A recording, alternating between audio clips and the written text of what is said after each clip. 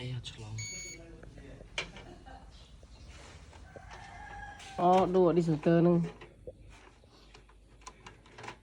thôi ngày vậy đi trong bánh chua bánh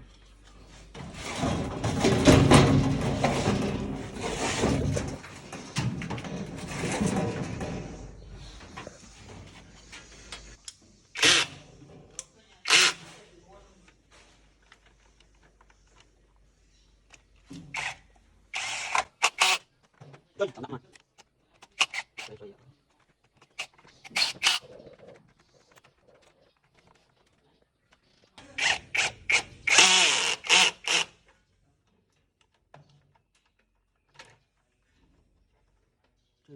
ôi là bột này thiệt